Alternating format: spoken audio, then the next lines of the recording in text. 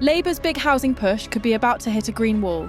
MP Alex Sobel has warned that one of the government's flagship planning reforms could completely overwhelm Natural England, the UK's top environment watchdog. He's written to 3 select committee chairs, urging them to investigate whether Natural England actually has the staff, funding and capacity to deliver one of the bill's most ambitious promises. At the heart of it all, a brand new Nature Restoration Fund, or NRF. Under Labour's Planning and Infrastructure Bill, developers won't have to do their own nature restoration on site.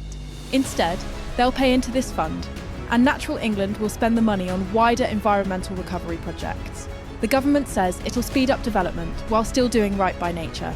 But critics say it's just outsourcing environmental responsibility and setting up Natural England to fail. Sobel's warning, the regulator is already under strain. A report from the Eye back in March revealed 200 job losses at Natural England.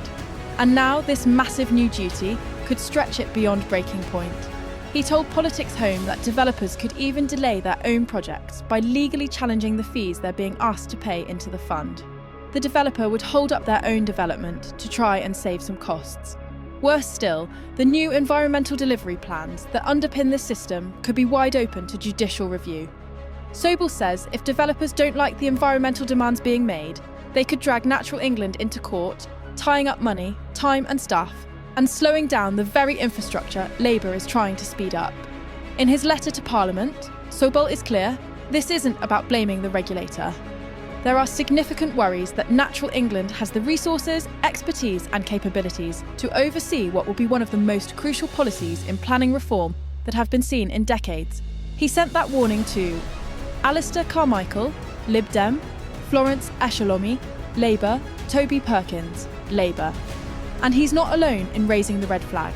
The government, though, says it's all under control.